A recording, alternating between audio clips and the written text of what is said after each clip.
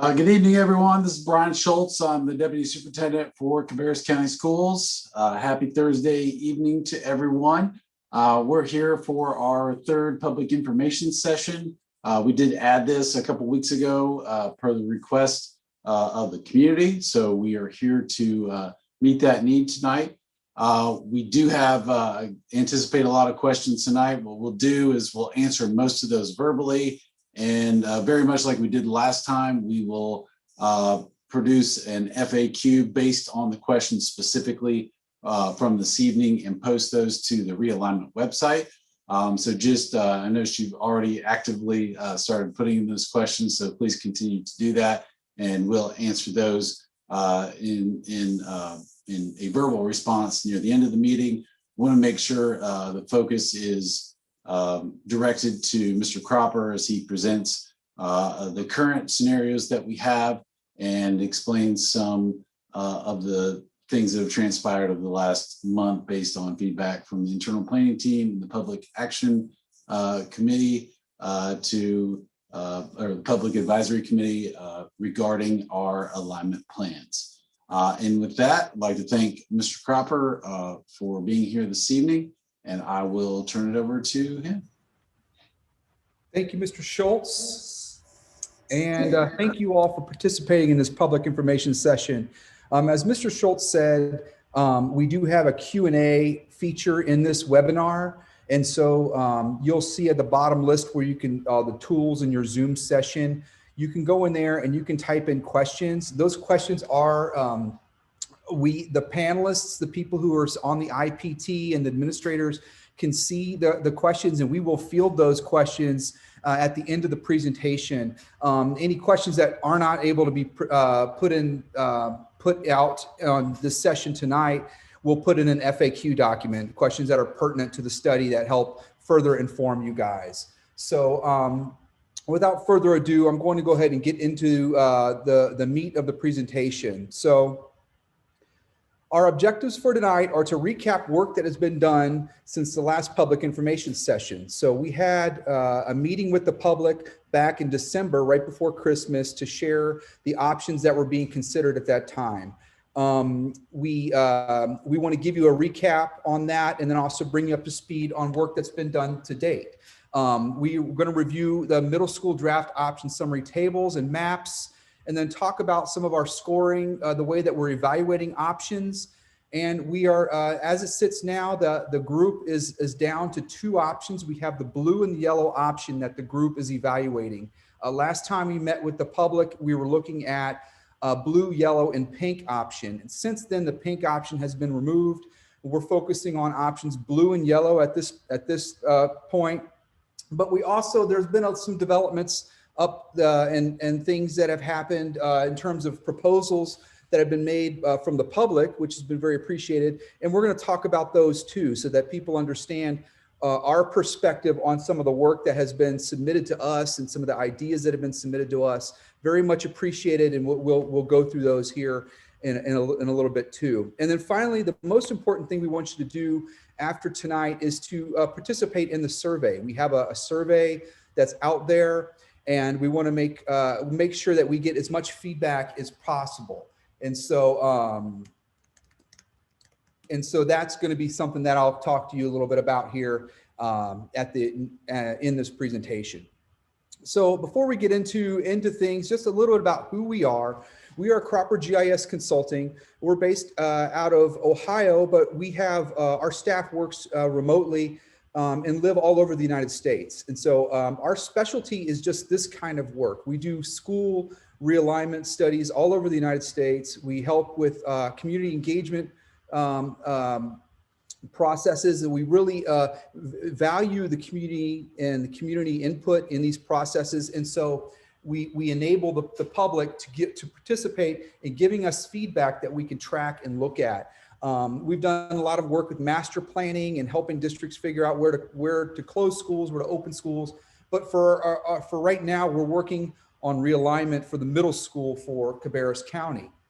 I am Matthew Cropper. I have over 20 years of experience in doing this, and honored to be working with the district on this particular effort. So just a little bit about our objectives and why are we doing this? Well, the district is in the midst of a capital improvement planning, and they are building a new middle school. So you could see the new middle school sits here inside the existing J and freeze zone on the western edge of the J and freeze zone. That middle school is planned to open in fall of 2022. And the main objective of all what's driving this primarily is to develop a zone for that new middle school. That new middle school is also intended to help provide relief and much needed capacity relief to schools in the county. The school that has the greatest degree of overcrowding right now is Harris Road Middle School. It sits up here in the orange area. Other schools do need capacity relief, but Harris Road is the one that is the greatest degree of overcrowded that needs some most immediate relief. And so our objectives in this project are to build a zone for the new middle school, develop an option or a recommendation ultimately that best meets the realignment guidelines and criteria. We know that no plan is going to be perfect, and there are going to be certain pros and cons with the plan.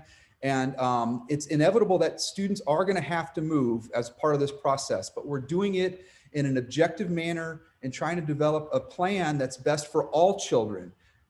Even though some areas may be impacted, we're focused on a plan that best meets the needs of all children in this county. We want to be knowledgeable of the 2019 process, and there was some realignment that's still underway, particularly at high schools and so those are still working through their final phases. And so we have been aware and are knowledgeable of areas that have been impacted, and we're trying to minimize the impact on communities who have already been impacted. We know that as a new middle school comes online here, a lot of students are going to have to be shifted around in order to populate the new school. So it is likely, and we are aware that there are communities that were impacted last time will be impacted again this time, but it's something that we're monitoring and trying to keep at a minimum. Our focus is middle schools, but we are looking at elementary and high school. And we're really only looking at making changes to elementary and high school if it helps better align feeder patterns. So we're not looking at comprehensive changes at elementary or high school level because of the most recent realignment that's happened. And we're looking at really just making adjustments to help align with feeders so that there's not a small percentage of students that go, say, from elementary and then go into a different middle school than the rest of their peers. And same thing for middle to high. And our plan is to develop a recommended plan to the school board, and the plan will be presented to the board in April of 2021. And that's going to be presented by myself and on behalf of the internal planning team and the deputy superintendent. So some of our criteria are, these are basically the rules that we are following to evaluate options. And the best plan is going to be one that adheres to these criteria as best as possible. We know that we can't focus solely on one element of the criteria because other element of the criteria then will start to deviate much further away. And remember, as we evaluate these options and as we evaluate things, we're looking at how does it adhere to the criteria as it relates to all children in this county. We know that there are some areas of the county that are going to be impacted at a greater proportion than others just because of where they're located and the situation in terms of overcrowding of their schools. But we are focused on trying to align with these criteria as best as we can. And they are to balance school facility utilization. So trying to look at having equitable amount of seats in the different schools, and so that there's available space for growth and some flexibility from year to year. Grade levels, numbers of students in each grade level vary. So giving some flexibility to the schools by balancing utilization. Also accounting for future growth. We know there's a lot of growth in certain areas of the county. And so we're doing our best to try to be as proactive as we possibly can and allow for extra space in schools that we know there's high growth so that they can better accommodate future population. Close proximity, so we're trying to assign students as close to their home as possible, and in doing that, we are calculating distances and looking at where the students go now versus where they're going in any option. And this is one that's probably the most challenging part of our study as we started to unfold realignment and look at what options are coming out as we've studied this over the past several months. Proximity is the biggest challenge, and we are aware and pretty much come to the conclusion that there are going to be some communities in the county that are going to have to travel to a farther distance than where they currently go. But again, we're looking at the whole picture and understanding of what, if one area has to move or in one option versus another option, which one may be better or worse in terms of the overall distance and the overall impact to all students. And so proximity is one that we're monitoring. It's a hot topic in this, and it's something that is a challenge. And we are aware that proximity, we can't get students closer to schools. And in cases, we are having to send students to a school further away than where they currently go. But we really don't have any other options as we continue to look at this. Maximizing busing efficiencies and transportation of students. So we are looking at bus efficiency and transportation. We have transportation around the table, working with us on options and talking about the impacts of transportation, giving us their input. And so that's all part of this in what we're looking at. Clear feeder patterns and continuity. So looking at how many students are going with the percentage of schools that are going from elementary to middle. If we have to split an elementary school to middle or a middle school to a high school, it's best to have it be a balanced split. We want to try to avoid very small percentages of one school going to one school and then a much larger percentage, like a 90% go to one, 10% going to another. That's something we're trying to avoid. We're studying it, we're monitoring, we're aware of all of the feeder pattern rates and things. And so we're trying to keep it balanced if at all possible. Allow for highest grade at current school to legacy enroll. So this is a policy element of the criteria. It's a measure that the district is offering to the public to just further reduce the impact on families and students. This allows students who will be in the 5th, 8th, or 12th grades in the first year of realignment to stay at their current school. So if your child or if you're a student and you're coming into your final year at elementary, middle, or high school, you can, and you do get realigned, you get realigned to a different school. You have the option to stay at your school and finish out at that final year. But you do have to have transportation provided to you. So parents or the guardians have to transport the child or make sure the child gets to school. The school district would not transport students who are opt for this legacy enrollment. And siblings are also not eligible as part of this provision because this is something designed to minimize the impact of students who are immediately being impacted in this. But it's also designed to have an end time. And if you include siblings, then the legacy enrollment policy becomes perpetual and it could never end. And so that's why. Minimizing the impact on students. So we are counting the number of students that are impacted in any option, and we're trying to keep that at a minimum and trying to accomplish our objectives while moving as few students as possible is one of our objectives and criteria. Account for economic, cultural, and ethnic diversity. So looking at the demographics of the schools currently, and what are the demographics of the schools as we start to evaluate options. And what is the impact on demographics? And that's something that we have a method for tracking and monitoring, and that's something that we're on top of as well. Make every effort to establish contiguous zones. So this is trying not to create a pocket of say, for example, I've seen a lot of comments from the public about what if you take the undeveloped areas in this attendance area and assign them to the new schools, and then let the existing subdivisions stay where they're at. So new people who aren't there, new families are the ones who are being impacted, and we aren't impacted. And that's a good suggestion in theory. But the problem is that creates what we call satellite zones. You basically end up taking an area that's zoned and that's in the middle of a zone that's zoned to another school. And we've seen that across the country. Some districts do that as a simple fix for overcrowding. And what happens is, as time continues, that you keep doing that measure, and the issue starts to compound, and then you start ending up over time with schools where students are traveling back and forth to different schools, and it just becomes a really inefficient model with transportation and all elements of school assignment. So establishing contiguous zones, one zone per school is the focus, and that helps align with a lot of the other criteria.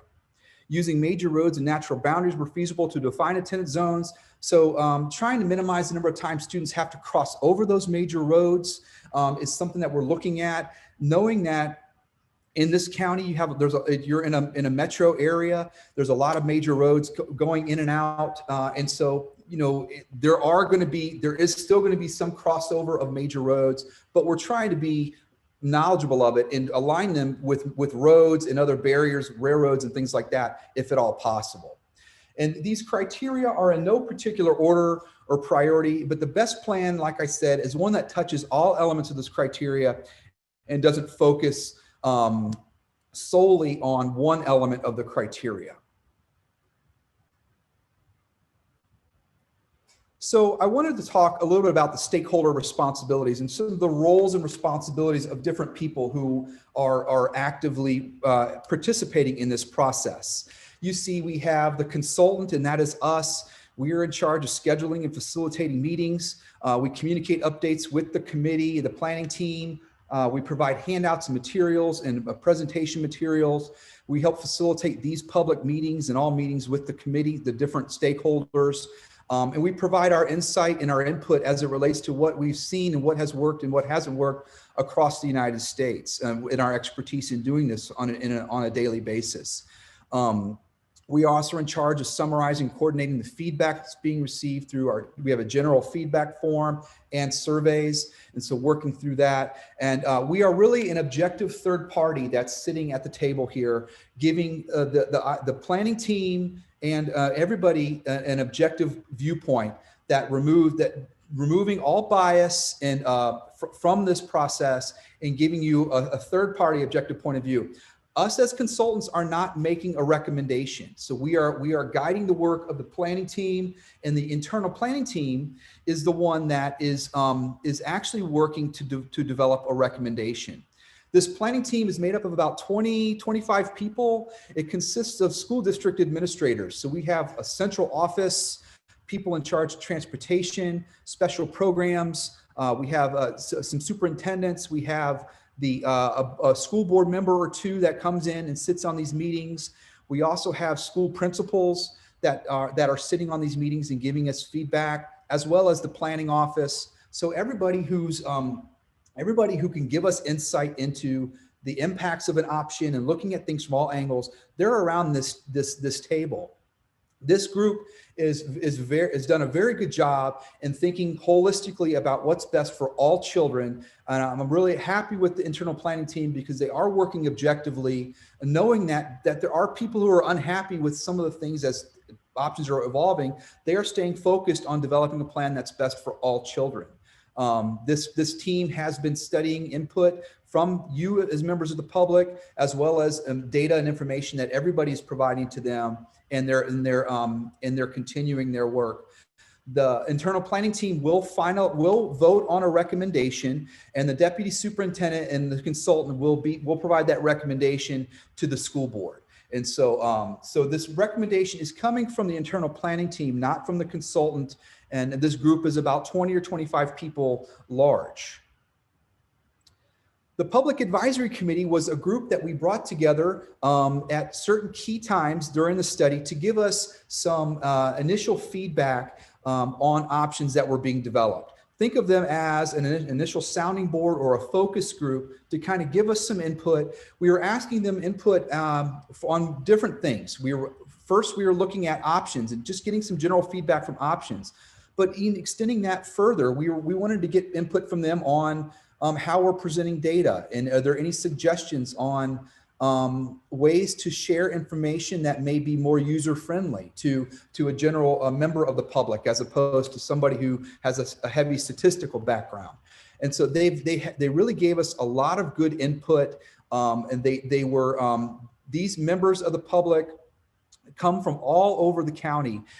They are not there. They weren't there to serve as representatives of a neighborhood or a school. They were there, and we asked them to think just like we were thinking, as holistically about the greater good of the whole, what's best for all children. They do live in different areas of the county, and so they were able to provide input to us based off of where they live and give us an insight on transportation and also some of the history of areas and things like that. So it was very, they have been very useful and helpful. This group is about 10 people, and they were not asked to vote on a recommendation, just more inform us and advise us as we continue our work.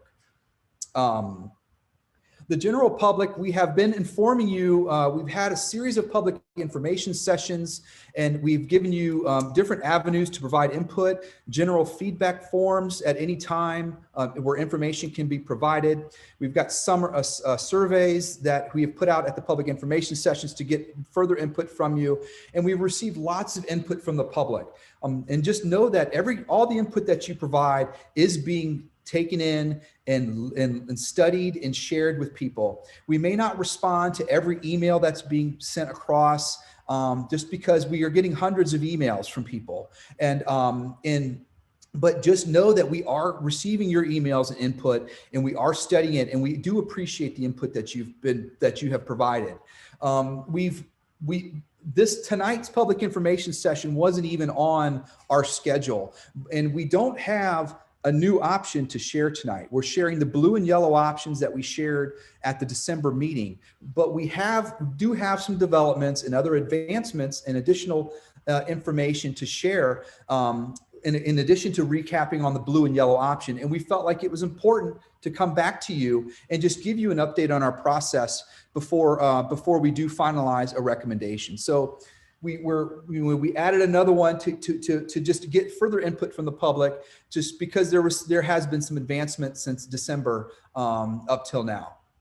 A superintendent really works with the internal planning team and monitors progress, but the superintendent sort of stays back from the progress, lets the IPT, the planning team do their work, and then updates the school board on the progress, as well as the deputy superintendent does that as well. And then the school board charges the committees with these responsibilities. They're there to listen.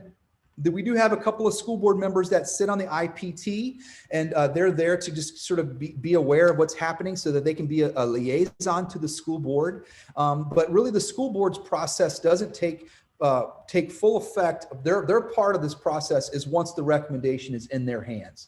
The board members, as they're sitting on the IPT, they're not voting on any option. If we take polls or we vote on options to narrow or take into the public, the board members are withdrawing from that. They're not voting on any of that kind of stuff, because they're going to have the opportunity to vote when the options are in their hands and out of the hands of the IPT after this phase. And they're expected to vote on a plan in April of 2021. So I'm going to talk a little bit about the timeline here. And you could see we started this process back in September. We had been working since then with the internal planning team. We have looked at over 15 iterations of these realignment option maps since we started. And so there have been various iterations of maps that have been developed and considered, ones that were ruled out before they made it to the public's eye, just because they didn't adhere to the objectives and criteria, as well as the ones that we're looking at now. And so the internal planning team has been meeting every other week since September and evaluating all of this work. So a lot of hands-on work going and countless hours into this by them. We've also had 2 public information sessions so far, and then this is the third one. You see those in green. And then the public advisory committee meetings we staggered in November, December, and January to just check in with them and get further input from the public advisory committee. And we also refer to them as the PAC. You may have heard that reference in other dialogue. But at the last public information session in December, we shared the blue, yellow, and pink. The pink option was removed from consideration. So we are focused on the blue and yellow options as it sits right now, and moving ahead as we continue to work towards a recommendation. And you see, April is where the board presentation will occur for these recommendations. After this, we're going to be meeting again with the internal planning team a couple more times, finalizing recommendations, preparing for our presentation to the board. So this is something that I wanted to, we wanted to put as a section in the report, because a lot of work went into this, what you see on the screen here. We have the segments of the community had put forth an option, what they called the community option green. And it was an option that was developed by some communities in the Cox Mill area, particularly some communities on the southern part of the Cox Mill zone, down in the southern part of Harris Road Middle. They put forth an option for us to consider called the green option. And in their option, it differs from ones that we have shared, in that area north of 73 would come out of Harris Road and feed into Northwest Cabarrus Middle. And then the areas that were moved in prior options down here around Cox Mill Elementary would remain in Harris Road Middle. And then this area, Concord Mills area, would go to Winkler. The public submitted this option for us to consider and look at. They also added Winkler territory. This area right here is Northwest Cabarrus Middle School. It is an area that in their option, they moved north of 73 to Northwest, and then they moved this area from Northwest into Harold Winkler. The option was something that was submitted to us on behalf of community representatives.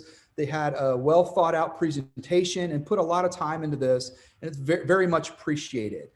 This option actually does look very similar to an option that we had been evaluating earlier in our process, and it was one that was ruled out early in the process.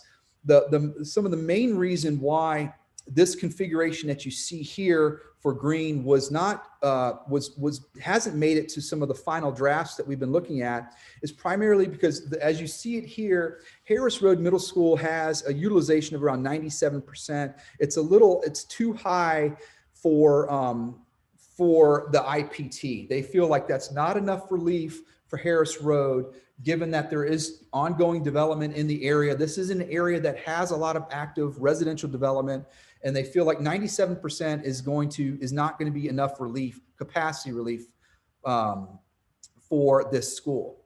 And so we shared this option, the community option, with the internal planning team. And what we did is we took what they had and tried to see if we could develop an option to try to give Harris Road an effective utilization, also utilizing of the other schools. You'll notice that the community's green option also does not have a zone created for the new middle school. So their concept was really focused on a solution for Harris Road and Northwest Cabarrus, and then Winkler was brought into play here. But they didn't extend it to the full county. So we had to also looking at the whole county, how can we adapt this option into a full comprehensive countywide plan that includes a zone for the new middle school as well. So what we did is we took concepts from the community's option and built into what we're calling an IPT green option, the internal planning team.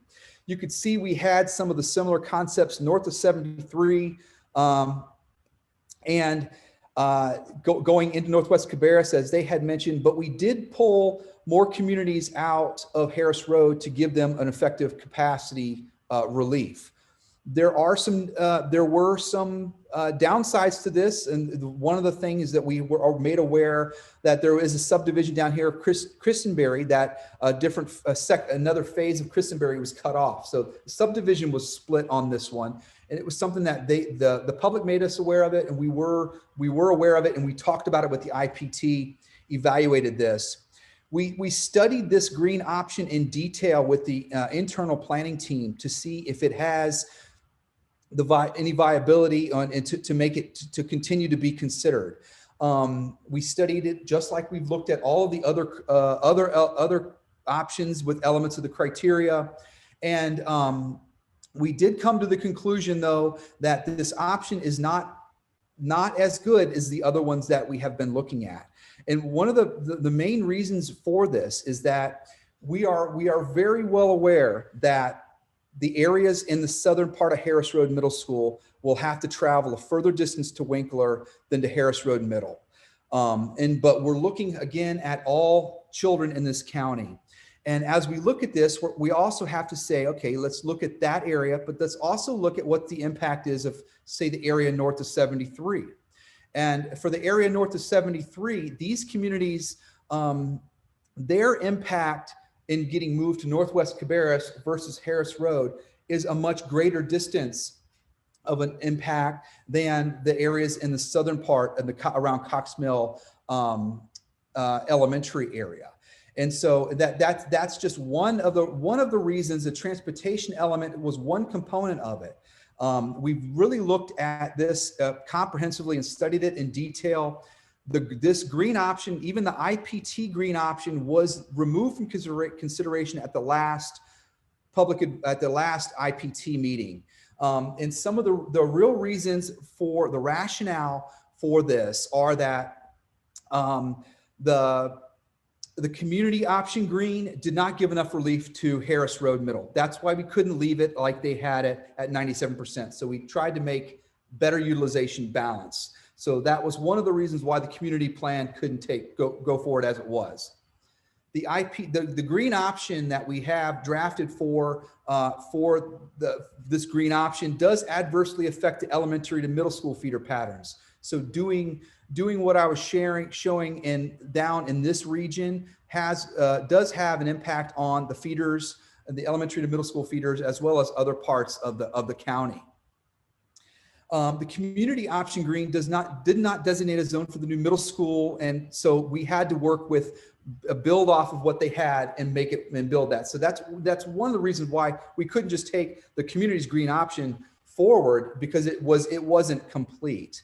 And the green option, as we were looking at this and evaluating a countywide option, this option did impact the greatest number of students. So it was one that impacted the greatest number of students. It was determined not to be effective, and that was one of the reasons. It also has a negative impact to the choice program pathways, in that the Harris Road Middle and some of the communities in Harris Road Middle are aligned with Jay and Freeze Middle School that has a STEM program. So this area in Harris Road and some of these areas north, if they get realigned to Northwest Cabarrus, they could potentially, that could change their pathway to a different STEM program that could negatively affect what's the good things that are happening down in Jay and Freeze for some of their magnet component and their STEM component programming. And so the people who are in charge of the programs for special programs had some concerns about this green option as they were looking at it from that lens. The IPT draft option green had the highest impact on transportation distances among all options. And so the transportation was the most inefficient in this particular option of all options. And again, we know that some areas the transportation you will go to a farther school than you go now. But we are looking over holistically. We have to focus on all children as we work through this. And then finally, the IPT draft option green does not improve upon the demographic diversity scores at the middle school and high school levels. And so the other options that we have considered, in addition to adhering to other guidelines and criteria, the other options even also showed us better scores in terms of demographics as it relates to how we're evaluating them than what the current zones show. And so that was another reason why the green option was ruled out. And so just we do appreciate the input that has been provided by the public. And we felt like we wanted to give this some airtime because there was a large following and a large supporting for this option. by members, particularly of in the Harris Road Middle School community. And we wanted to tell the story on why it has not made it to this phase of our study, but was very much appreciated, and it was something that was heavily studied and considered as we continue our work. So today we're going to review two options, the blue and yellow option. I'm going to go over those in a little in more detail. I'm going to show you the maps and show you some of the statistics and data that we're looking at as we evaluate these. The input that has been provided from across the county has helped us inform us on these. And so we have received input from communities all over the county. In addition to the Harris Road Middle School communities, we've heard from communities down around the new middle school and down in C.C. Griffin and at Harrisburg areas. And so we've received input from communities all over the county, and it is very much appreciated. So let's get into some maps. So I'm going to pull up the online interactive map, and this is croppermap.com/CCS realignment. This is a really useful tool that's available for the public, and also we use it to evaluate options and look at things in detail. You can type in your address in this, and it'll give you some information, zoom into where you're at. And another cool thing about this is if you click on the map, you could tell you if the area is impacted by any boundary changes. And so as you look at any particular area, it'll show in red if it's impacted by an option blue and yellow in this case. Some of them may only impact option blue and yellow. So some of them may only be impacted by one option, others may be impacted by none. So that can be something that can be useful. This also has information such as planning blocks. You can see some of the building blocks for realignment that we've been working on, numbers of students that live inside each of these blocks that go to their zone school can be turned on, like labels of students, things like that. It can be useful. And we also have information on developments. You can see the information on the future developments and where they're slated. There's a legend that shows you information about what kind of they're active or still proposed, things like that. And as you zoom in on this map, you start to get more detail. So I'm going to just zoom in one click here. And these are the current zones that we have right now. And I'm going to focus on middle schools. You'll see the middle school option blue is showing here, and the new middle school shows the area that's the new middle school now is in the teal blue. The current zones, you could see a bold black outline to kind of follow where the current zone lines are in this particular option. So for this particular option, the new middle school, every case, it picks up this area around on the western edge of Jay and Freeze. This middle school option does stretch down Far Mill Road and pulls students out of Griffin Middle and assigns them to the new middle school. And then you'll see this northern section of Hickory Ridge Middle School gets aligned to the new middle school in this option. Winkler Middle School, in every option, you'll see that the 29 serves as a boundary line divider between Winkler and the new middle school. And then Winkler also loses some students here on the other side of Pitt School Road that go to the new middle school in this particular option. Jay and Freeze picks up more students that south of 49 is in C.C. Griffin area currently, and this area gets added into Jay and Freeze because Jay and Freeze loses students to the new middle school. So then we add students from C.C. Griffin to balance utilization in here. The Harold Winkler, since the new middle school,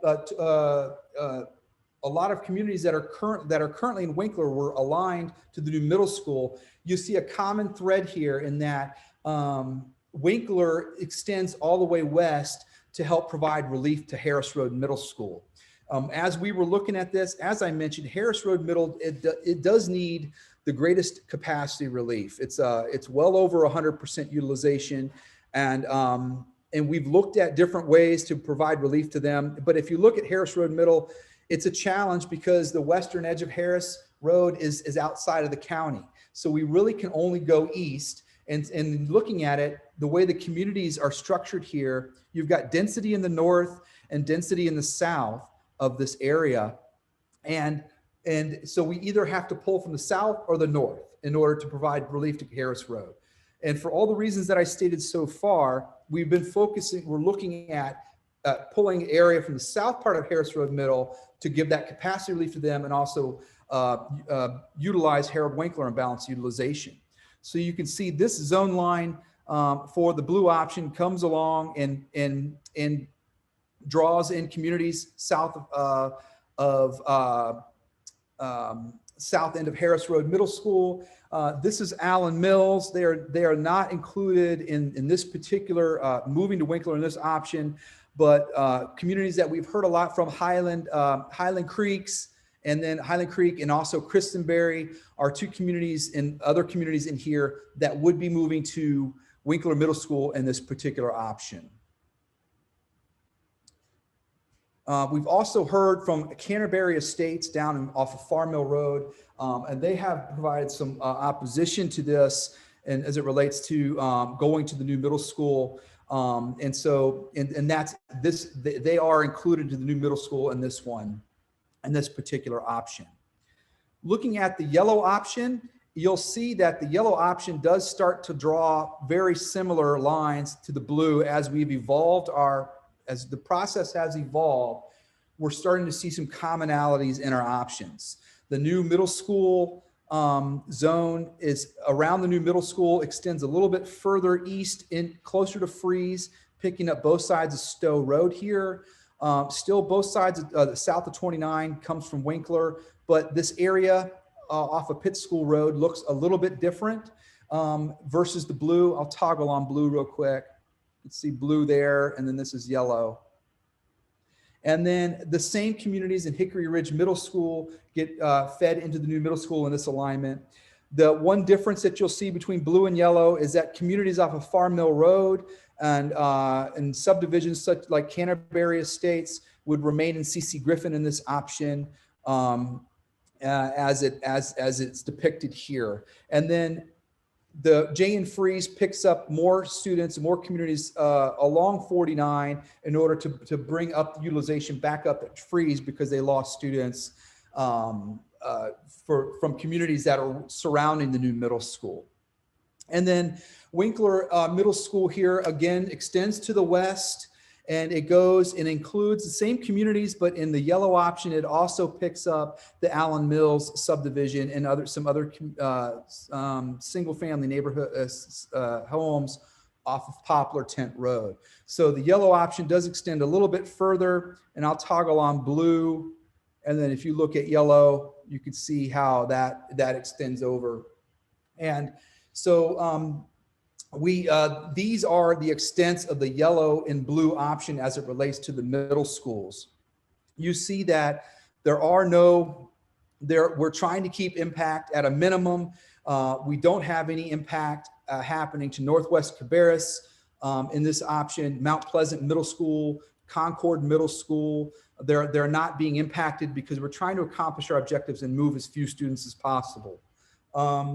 Elementary and high school changes are really minor. The only changes that are really notable for elementary and you'll see in the blue option, some of the communities here off of Farm Mill Road that go to Patriots are aligned to Harrisburg Road in the blue option. And this was done because there is a good amount of development that is slated around Patriots Elementary School.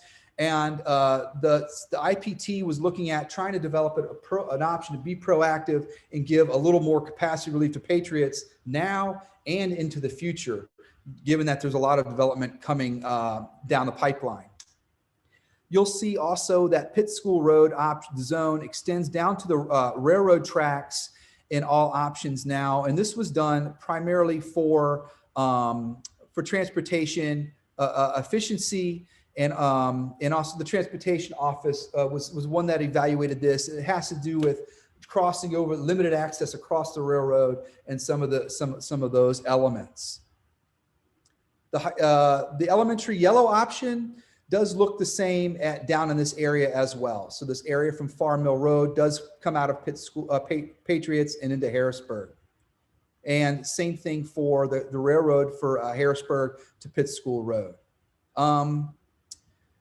For high schools, we have done just a feeder pattern. It's really just aligning the feeder patterns for high schools. You see that the J.M. Robinson zone does share some common lines with the middle school, the new middle school option, extending down to Farm Mill Road. This area is coming from Hickory Ridge into J.M. Robinson.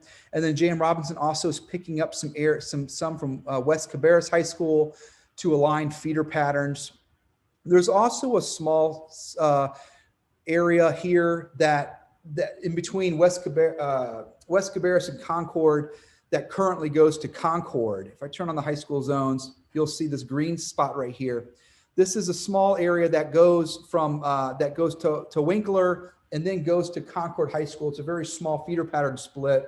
So we have adjusted the feeder pattern here to resolve that small feeder pattern split.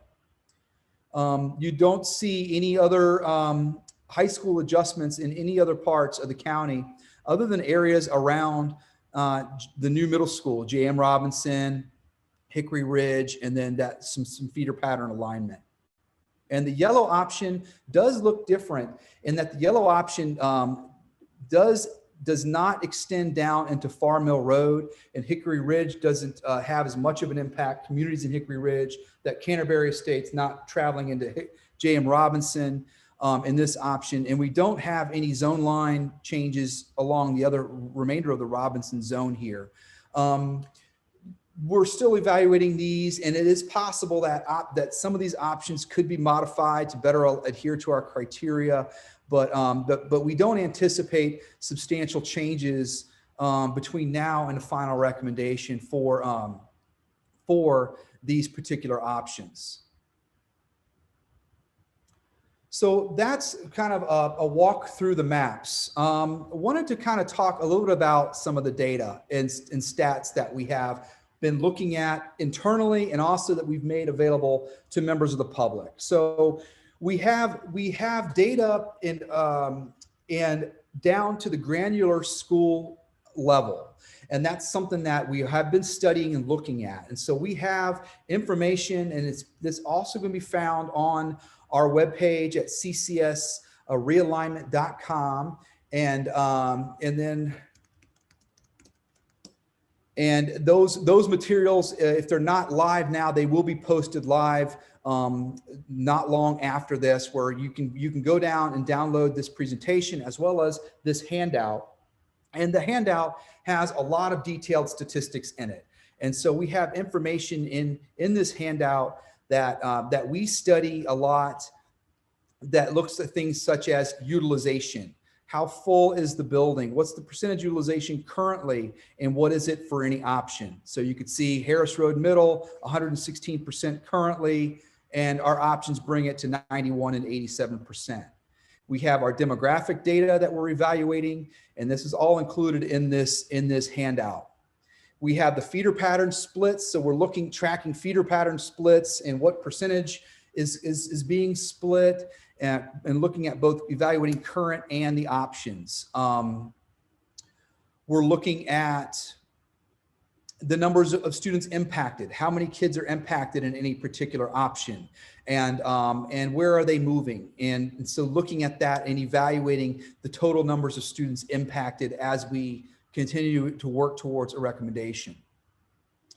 We're looking at transportation from a lot of different angles. So this is a figure that shows you some of the things that we're studying in terms of average distance, and we're also looking at median distance. And so the impact of the median impact of distance of impacted students versus average distance, and just trying to look at this from all different angles. What's the minimum distance that students have to travel, that the minimum distance any student travels, and the maximum distance any student travels, and what's the median? And also looking at averages.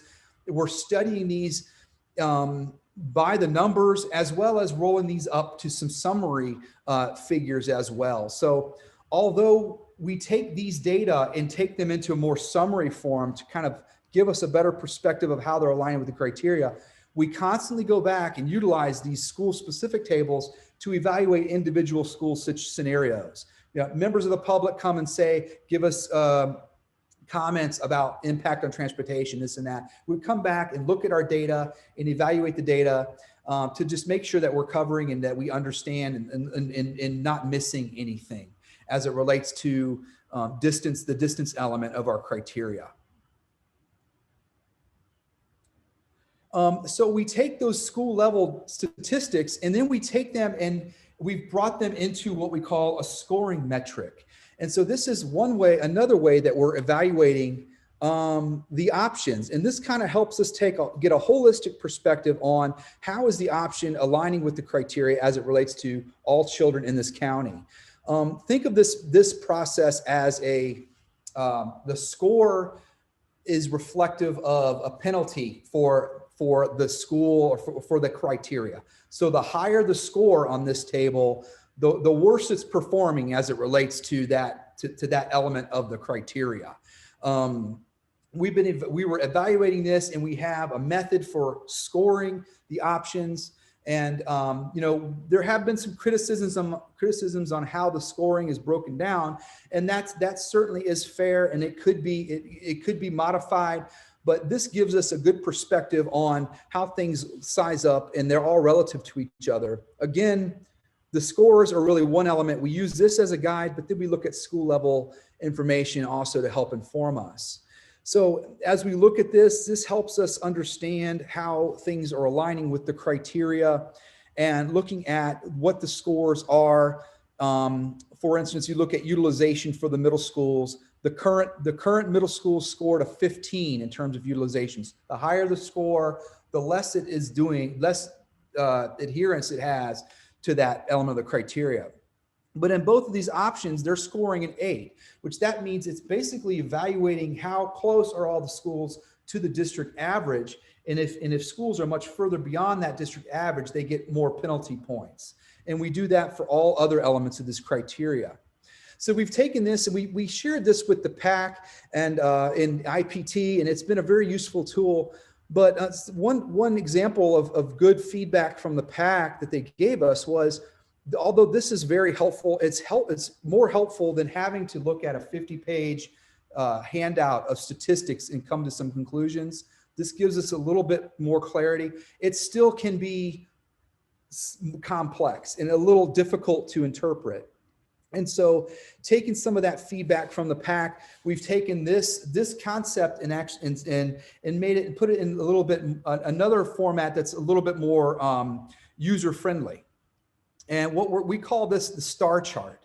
And this is something that, think of it similar to a rating system on Yelp or something like that, where 3 stars is great, no stars is bad, and 1 star is okay, 2 is getting better, and 3 is great. And so what we've done here is we've evaluated the options, and if there are no stars given to a criteria, that means that the option is performing worse than the current zones.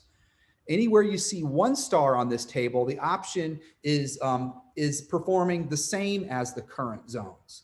Where you see 2 stars, for example, demographic diversity or utilization score for elementary or utilization for middle school, the option is performing better than the current zones. And then 3 stars, you'll see if the option between the 2 options, it is performing better. So for example, the demographic diversity score, they're both performing better than current, but the yellow is doing better than blue. And then for utilization at high school, blue is doing better than yellow. They have 3 and yellow has 2. We did impacts a little bit differently because the impact component is a little bit different.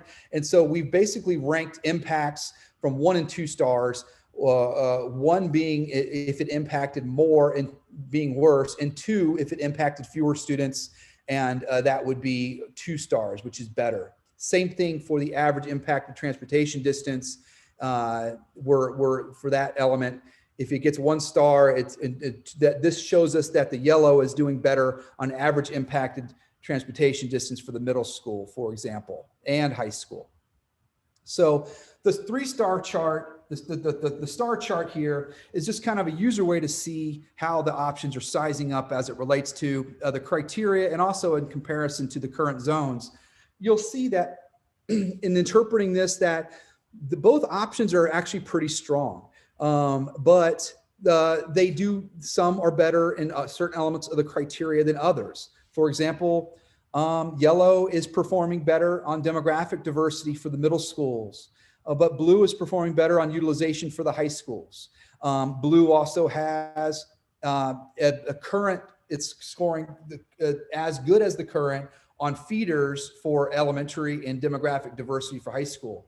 But yellow, the feeder progression from elementary to middle is worse than the current, and it's the demographic diversity score for yellow is worse than the current. So it's not getting any stars there. So that's something this is just another format to kind of help you interpret the options and just to size them up and see how they relate to each other and to the current zones.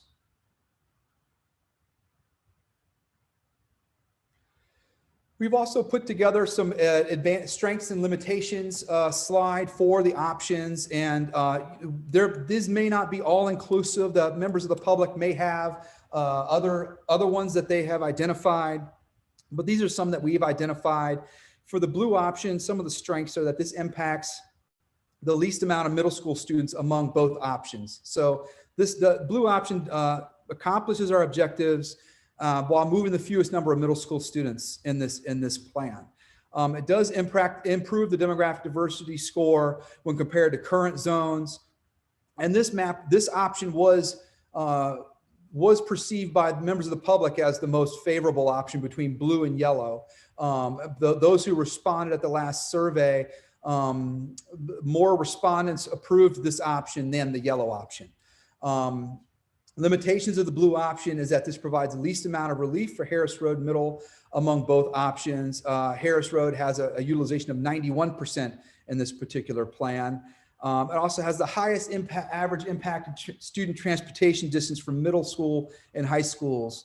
Areas, the Harris Road, the communities that are being sent to Winkler from Harris Road, on top of some of the areas that are being moved from Farm Mill Road to the new middle and also to J.M. Robinson is what's really driving that impacted transportation distance higher for this one, and that shows up as a limitation.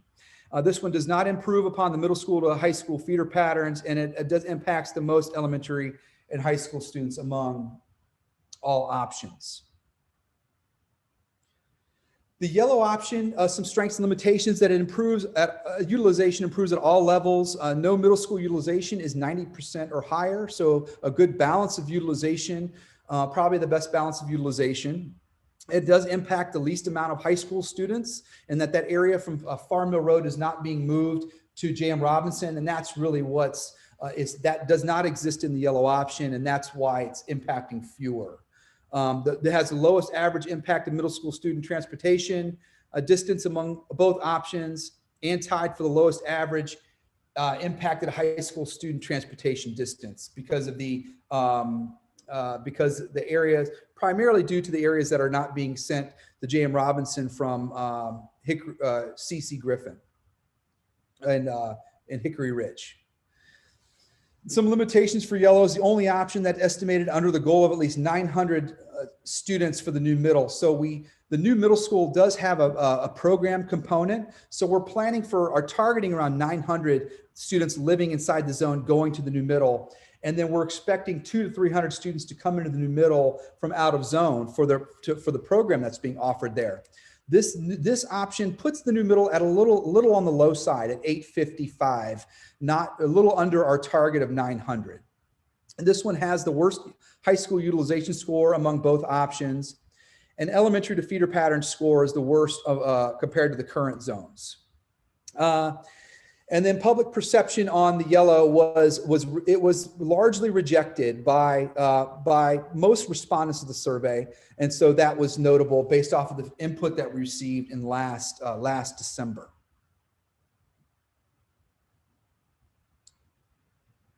So let's see, survey. So next steps are for us are to develop a survey and have a survey and give you guys access to a survey to give us further input. This survey is live now, and it'll carry on all the way till February 22nd. So we give you a couple of weeks to participate in the survey. You can get to that survey by ccsrealignment.com, or you can access it via the hyperlink in this presentation if you have access to that. And that survey is something that we're going to be looking at, and we will be regrouping with our team. We did have March 1st is our next scheduled meeting with the internal planning team to kind of get back together, review input from the public. And at that time, we may finalize a recommendation to the public unless the IPT feels like they need more time to do so as we move towards that April school board presentation. So that is all I have for my presentation. I know that I had a couple things here. You know, we just wanted to again thank you for your participation and your attendance in this. And we have a lot of questions I know that we're going to get to. Brian's going to get to here in a minute. I know that there's about 150 questions that I see on our Q&A feed. And so anything that's not answered tonight, we will post in our FAQ document that'll be at ccsrealignment.com as well. So with that said, I think Mr. Schultz, we can probably go ahead and go through some questions. Yep, sounds good. Thanks, Mr. Cropper. So like you said, we have several to address. And again, we won't be able to get to all of them tonight. There were several repeats. So Matt, there were a lot of questions about basically stating and then asking how do your plans address current or future growth, stating that the current plans don't address future growth, and asking the question, how do they actually address future growth? Well, you know, and I think that's where this becomes a big challenge and why we are seeing the need to move more students than what some members of the public would like to see happen. I know that the future growth areas, some of the hot spots are down around Patriots Elementary. That's a very active area, and also up around in the Harris Road Middle, and also north of that in the Northwest Cabarrus area is very active. And so this is why we are looking at being as proactive as we can and balancing utilization so that the school and the zones can stand the test of time with ongoing growth. And it's really why we can't leave a school at somewhere around 97%, for example. We're trying to pull enough students to give them an effective utilization, knowing that there's growth coming through the pipeline. And keep in mind, as growth continues to come in, there's also aging of existing subdivisions. So as your middle schoolers are growing up, they're moving into high school. So fewer middle schoolers are going to be coming in to some areas, and the elementaries are moving in. But you know, so there's all those dynamics that going on. But I guess the way I would answer that is that that's really why we are having to look at moving more communities than what we may want to in some of these, and like particularly that area around Farm Mill, and also some of the areas south Harris Road Middle School area, just to give it as much growth, let it absorb as much growth potential as possible. All right, thank you. And there's some questions about feeder patterns over time. I think you addressed that in your comments, but just addressing kind of the feeder pattern really from either Cox Mill, Harris Road to back to Cox Mill High School, and then Cox Mill to Winkler, back to Cox Mill. Does that address or satisfy the criteria? And if so, then how, or if not, then why not? Yes, sir. And so I know, and I can understand the frustration with members of the public that may that see this where, you're going from, you don't have a clear pathway, feeder progression from the same elementary to middle to high school. That's something that we certainly try to strive for, and it's the most ideal situation. But that does not exist everywhere in the county, and you'll, as you have identified, there are places where we may be doing a little bit more of that, and where there's an area that goes to an elementary, then they go to a middle school, and they come back to another high school. And that's really why as we look at this, as those cohorts, as if we do have to split a school, that we split a good enough population. It certainly keeps subdivisions and neighborhoods together when we do this, but so that those kids, and they go to the next level, say they go to a different middle school, and then they go back to a high school, they're traveling with peers, that a group of students that are sharing the same scenario, and not just a very small subset of the population. So it's kind of an unfortunate occurrence where students have to go to a different school and the way the progression happens, but it's something that it hasn't gone unnoticed, and it's not that we have not looked at it and tried to make it as best as we can, given all of the challenges that we have. All right, thank you. There were a couple questions about when Roberta Road Middle School opens, and then the legacy process for that. So I don't know, Francis, if you want to address that, or Mr. Cropper, you feel comfortable addressing that? Francis, you want to take that one? Sure. So as far as the legacy students, the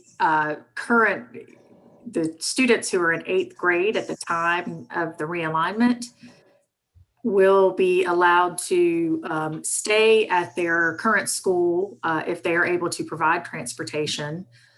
But 6th and 7th graders would move to their newly zoned middle school. So in 22-23, at that time, current 6th and 7th grade students would move to their new feeder school, correct? That is correct. Okay, thank you.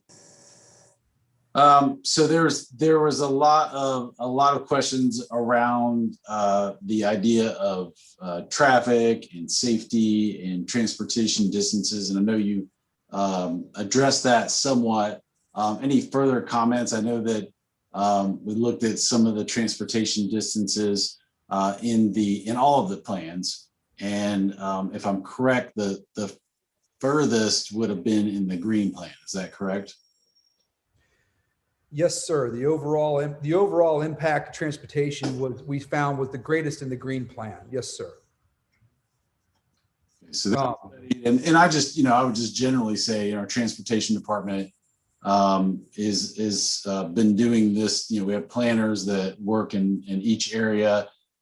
They've done that for years. They've also all driven buses, and many of them in the areas that are being impacted. So we do have a really, really good idea of transportation times based on COVID and pre-COVID times. We route 25,000 students every day to and from school, and the folks over at transportation really have a really firm grasp on that. And in terms of traffic and stoplights and the flow of traffic during the day, so they are well equipped to address that and understand that and study that as well. Let's see. There's a question about Far Mill being impacted again. Is there anything else you want to say about that, addressing the Far Mill area? Do they have any specific questions regarding that? The question is about it being impacted again, and they were impacted in the last realignment, and that was the elementary and high school realignment that we did that began that took effect this year. Yes. And so, yeah, that is an area that we're aware of in terms of being impacted previously. And they do have some impacts in this particular study. And all I would say is that the IPT is aware of that. And there are some, the Farm Mill area is one between these two options that has some flexible variability between the two options. And so the IPT is studying that. And as you can see, the options do show one with it and one without some of that area moved.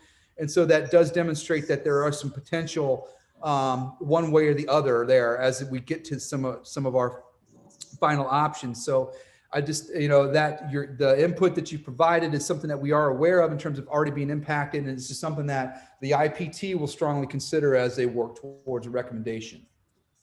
Okay. A question that popped up several times was why for the proposed green plan was 97% not a good enough percentage in terms of utilization. Why was 97% not viable? Correct. 97%, well, the IPT, as I'm working through this and developing options with the IPT, I'm sitting there with the group the internal planning team, and there's a large discussion about it. And so members around the table, the IPT, did have concerns about that 97% utilization. A lot of it is given that there is still active development in there. And sometimes, we know what's there, but, things could always change. Things could pop up. And so they wanted to be as proactive as possible in developing an option. And 97%, they were just afraid that wasn't enough relief, and that they would get back to an overcrowding situation sooner than later. Yep. All right. Thank you. I know you addressed this somewhat. Any other comments on, there's a lot of questions about, well, why don't new developments, when they pop up, go to the new school, and then you keep the current established developments where they are? Yeah, that goes back to what I was saying about creating satellite areas and zoning new development areas outside of to a new school. It's good in concept, and there's some times when you can do that. For example, if you've got an attendance area, and then a lot of new development is staggered, say for instance for Harris Road Middle, if we had a lot of new development staggered on the far southeast of that Harris Road Middle School zone line, that could be a stronger consideration, because we could have just aligned it to that and given it some capacity relief. But we can't do that because a lot of the new developments are embedded within the Harris Road Middle School zone. So that's one challenge. Another challenge is that, and if we only moved undeveloped land or land that's slated for development and didn't move anybody else, then Harris Road would still be 116%. And Harris Road needs immediate capacity relief. And so we need to move students that are living in the area right now to give Harris Road Middle School the capacity relief and some breathing room that they greatly need. All right. How many more questions, Matt? I think I've got about maybe two more I want to make sure we cover here.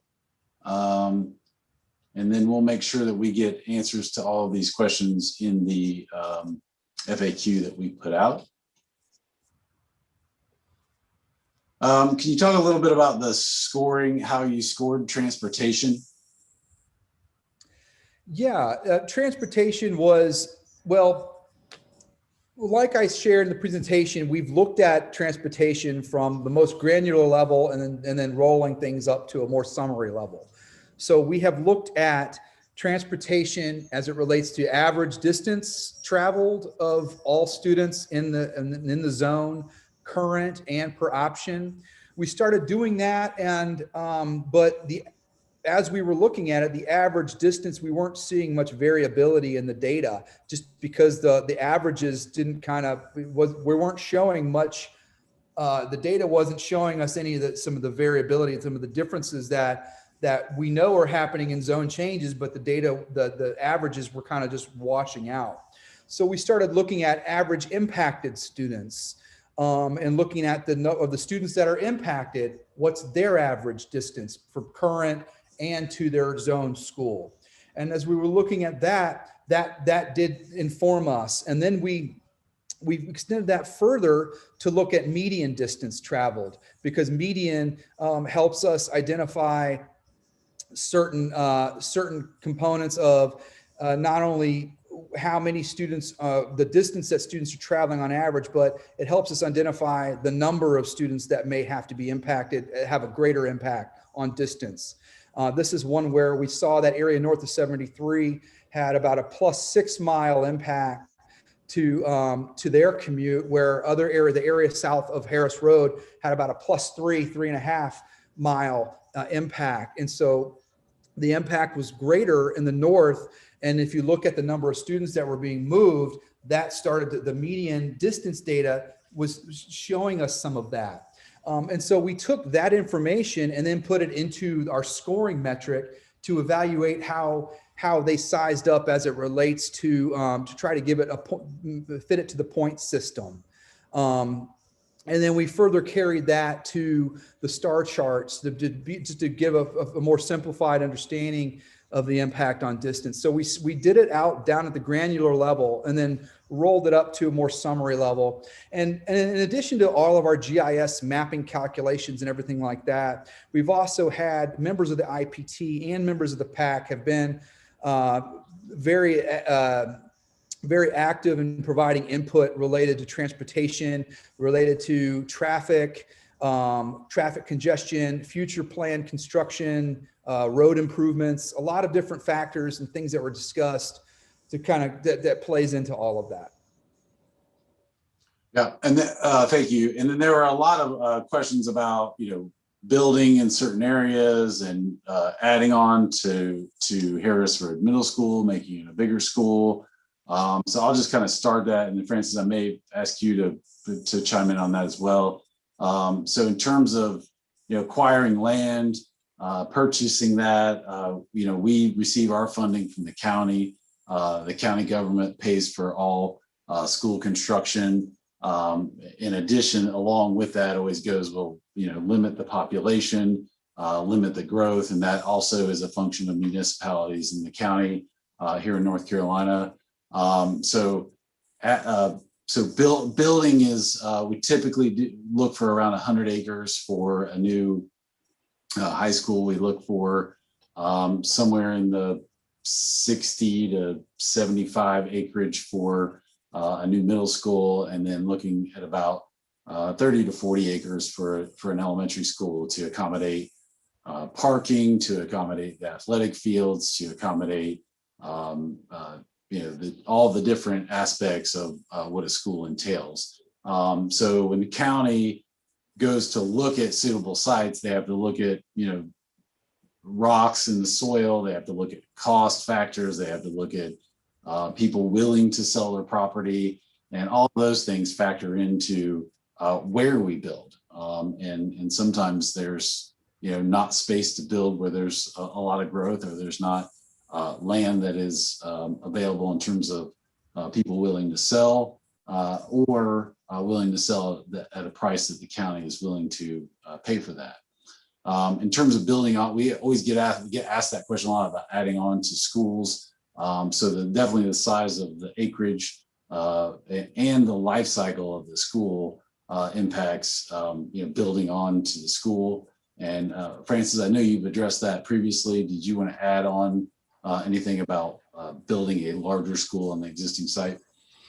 Yeah, so the existing site would not be able to handle the requirements to add expansion out. And then in order to go up, we would have to have some significant structural improvements and structural engineering. And as well as if we tried to add on up or even out, we would have to move students, and there's not a place to move those students. But it does come down to the site. Really, we have the school on that site is built to its maximum extent. We can't really expand beyond what it is built on that site currently. So I think that's all the questions that we'll be able to cover for this evening. I'd like to thank everyone for tuning in, and we will, by the end of next week, we'll get all of the questions out that were asked of us in an FAQ, and make sure that you have that, and stay tuned to the future developments. Every time that we have developments, those will be added to the Cabarrus County Schools Realignment website. When there is a presentation to the board in April, there will also be an opportunity for public comment as well. So there will be future interaction to be had and future input to provide. We have the realignment feedback link that's also at the CCS realignment site.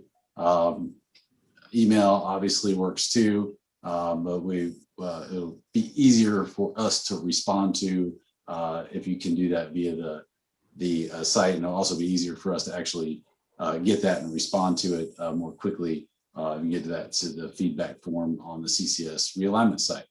So with that, Mr. Cropper, do you have anything else before we tune out?